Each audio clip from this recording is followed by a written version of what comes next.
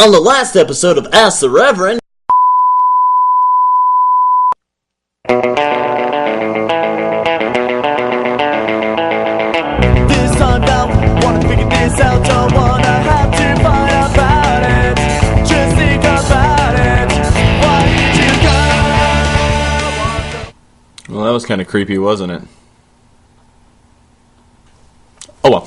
Hey everybody, Reverend Chris Reject here with episode number 5 of Ask the Reverend. Thank you guys so very much for enduring episode number 4. I promise you, this one will not have anybody in a Speedo.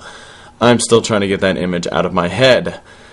What, you didn't see episode 4? Well, here's a picture. No, I can't do that to you folks. Sorry. Anyways, this is episode number 5. I'm surprised we've made it this far. Thank you for coming along on the journey with me. If you haven't seen the other ones, then stop right now and go watch the other ones and then watch this one, because you are going to be lost. I'm lost already. Anyways, for episode number 5, we're going to rapid fire 5 questions from 5 different people. So, hope you enjoy this ride. This is episode number 5 of Ask the Reverend with me, the Reverend Chris Reject.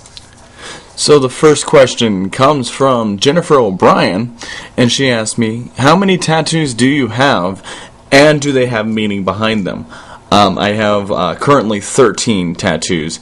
I have a lot more being planned out. So by the end of this year, I'll probably have, I'm going to say 3 more. I have about 7 different ideas. But here, I'll show you all my tattoos and tell you the meaning behind each one of them. So the first tattoo is a scroll with RDK on it. That's my dad's initials, Robert Daniel. And that's his memorial tattoo. I got it right after he passed away. The next tattoo is a microphone with 13 on it. That's a Friday the 13th tattoo, but the microphone representing the vocal aspect of my life. The next one is Mog the Moogle from the video game Final Fantasy III. It's one of my favorite video games of all time, and I love that character. The next 2, the top one is actually my very first tattoo. The checkers representing the ska aspect of anti-racism, anti-sexism. And the bottom one is my most recent tattoo. It's a Friday the 13th tattoo. It's a heart with flames on it.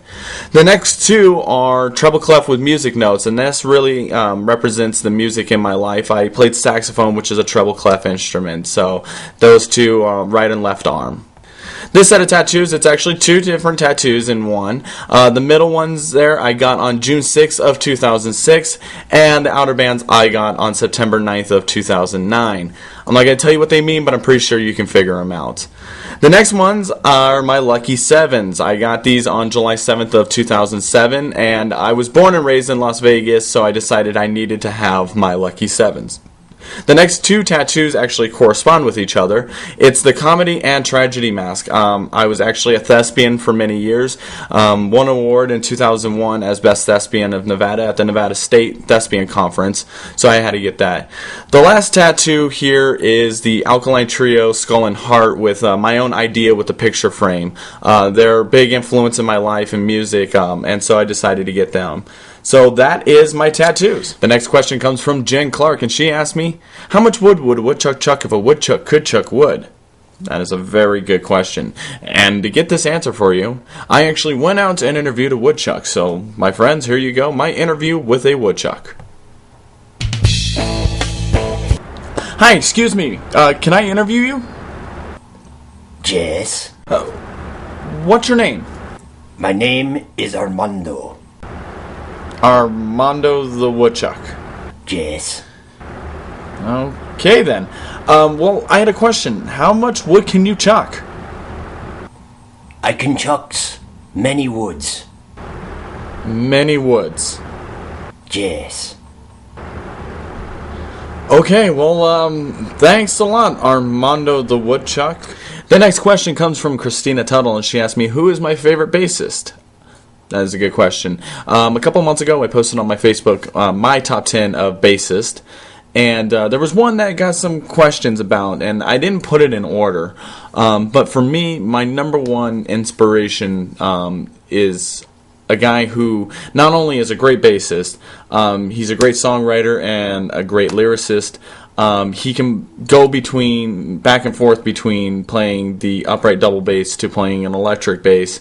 He can play the upright bass with a bow, and he can slap it. He's a really great bassist. And that is Jim Cregan of Bare Naked Ladies.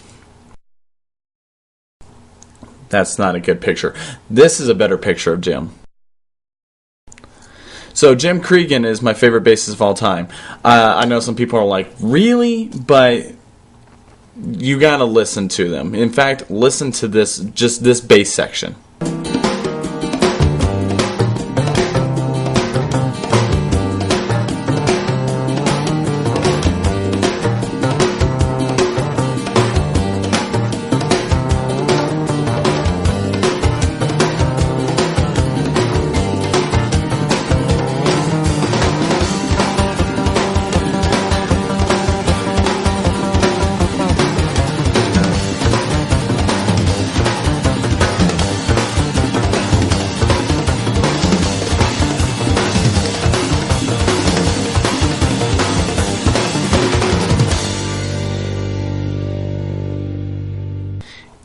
Right? That's all I gotta say. The next question comes from Will, and Will asked me if I ever had to cover one song that I completely despise / hate / think it should die in a fire and make it part of my regular set, what song would it be? Will, you're gonna get me in a lot of trouble for this, but I'm gonna openly say it. Creed with Arms Wide Open. That's right, folks. Cannot do that song. Will not do that song. And if I ever have to do that song, I probably would die a little bit inside. And I know some of you are like, really? That song? I mean, what about Lady Gaga or Miley Cyrus? Here's the thing, folks. With GSR, I would cover those songs as satire. I'd cover Lady Gaga, Miley Cyrus, or Britney Spears. Creed, on the other hand, can't do it, won't do it, and if I ever have to, I would kill myself. And the final question comes from Eric Smart, and Eric Smart asked me, when can I outdrink you? Really? Wow. Oh, wow. My conventional laughter is not enough. So, ladies and gentlemen, more laughter from my studio audience.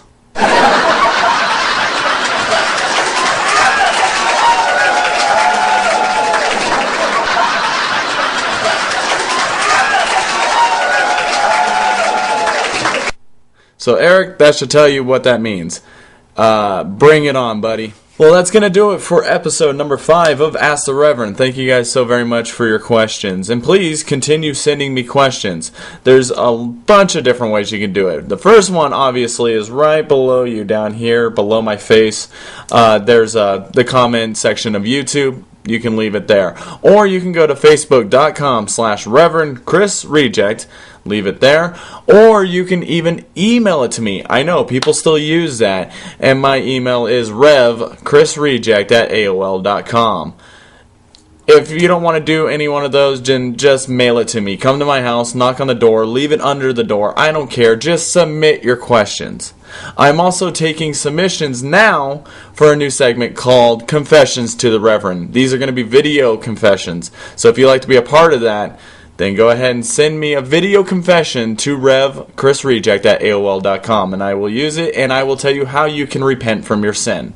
Anyways, time for my thank yous. Thank you, Roxy Gun Project, the Grocery Store Rejects, all the people that ask questions, and most importantly, you, the viewers out there. I will see you after the next 100 views. So I'm the Reverend Chris Reject saying, well, everybody knows about the bird, bird, and the bird is a word, bird, and the bird is a word, bird, and the bird is a word, bird, and the bird is a word. Well, don't you know about the bird? Well, everybody knows about the bird, bird is a word, bird.